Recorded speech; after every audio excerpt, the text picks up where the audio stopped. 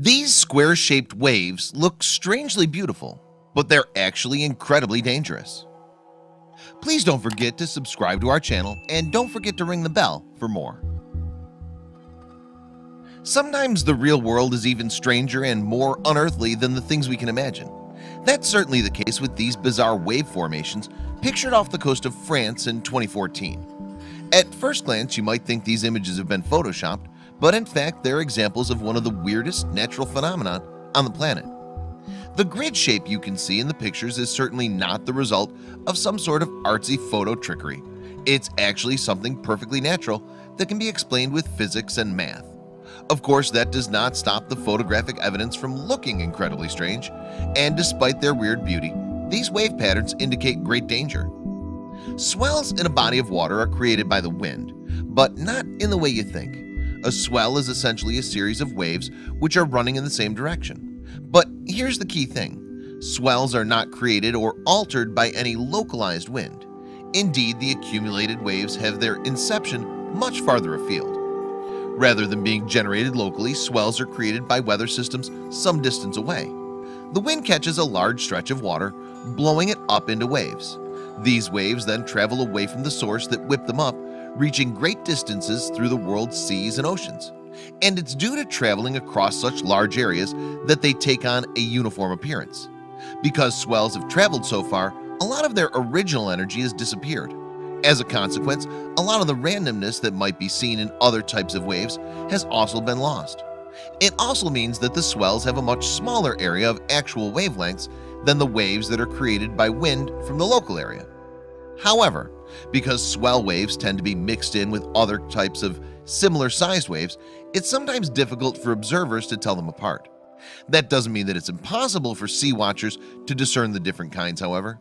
Indeed, there are certain conditions where swell waves make themselves abundantly clear, and the results can be truly mesmerizing. One location in Western Europe enjoys the perfect conditions in which the cross-sea phenomena can easily be witnessed. Ile de Ré lies just off the west coast of France in the Atlantic Ocean. The island is a vacation magnet thanks in part to its large stretches of sandy beaches. But it's not just the amenities that attracts the tourist. The island gets the same amount of sun every year as the popular south of France region, while a constant soft breeze keeps things just the right side of too hot. The island is also easy to get around. Ile de Ré is by no means massive at roughly 19 miles in length and about 3 miles wide.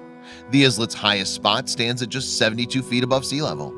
It's also easily accessible with a bridge connecting it to the French mainland, all of which are boons for those looking to top up their tan and take things easy. However, there's another reason why Ile de Ré has been receiving attention in recent times, and that's down to a number of natural factors which come together around the island to create the amazing effect seen in these pictures. It's called cross-sea, and it happens when swell waves from two different weather fronts collide. And how cross-sea comes about is incredibly interesting in its own right. Because of the way sea swell is generated and the distance that the waves travel, cross-sea or cross-swell can happen in even the calmest of waters. The winds that created the uniform pattern of waves may be hundreds of miles away, but the effect they have on one another is pretty incredible. The waves need to meet at just the right angle to create the amazing checkerboard markings seen in these pictures. The two weather systems need to have been at oblique angles to one another. This allows the resulting waves to strike each other in what looks like almost perfect squares. Nevertheless, seafarers should not let this sensational display of nature lull them into a false sense of security. In fact, cross-sea is one of the most dangerous conditions that boats have to face when they're out on large expanses of water. Studies have shown that a large percentage of maritime accidents on the world's seas and oceans occur in a cross-sea state, and there's a very good reason why bigger vessels find such a situation so difficult to navigate. The problem is that sailors find that boats can handle large waves much easier if they take them at a 90-degree angle, and the merest look at the images of cross-sea conditions show that approach to be nigh on impossible with waves rolling in from two different directions. But what can helmsmen do to try and minimize the effects of cross-sea on their vessel? Alas, the simple answer to that question is not very much. The best course of action is to wait until one set of waves has faded away. Although obviously that solution is not going to be much use if your boat sat in the middle of the ocean. Swimmers don't fare much better either. If you fancy a dip in the briny but observe a cross-sea state, your best bet is to avoid going in the water completely until it's passed. There are certain factors which can dilute the spectacle of cross-sea conditions. For example, if cross-sea waves are hit by a strong local wind, there's a chance that the swell can be overrun by wind waves. This would break down the patterns and mean that cross-sea effect is much more difficult to discern. And then there's the sheer distance that the swells have traveled to consider as well.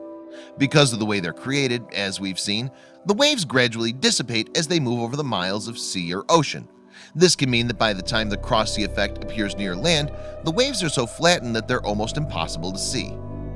Finally, there's the angle at which the waves intersect to bear in mind. If the weather systems that form the swells have something out at similar angles, then when they meet, they might look like they're coming from the same direction. Only when the intersection of the waves is at an oblique angle do these incredible patterns occur. Even when all those factors come together to create the optimum conditions for a cross-sea, it's still possible to miss the effects of the phenomena. It's hard to visually define the wave shapes when observing from a beach level. To get the best view of a cross-sea, the swell watcher needs to be elevated above the waves, such as, for example, at the top of a lighthouse on Ile de Ré.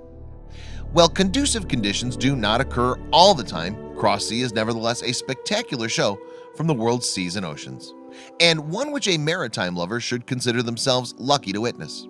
However, the force the waves generate can be more deadly than a riptide, so it's definitely a natural phenomenon that's best viewed from afar and not up close and personal.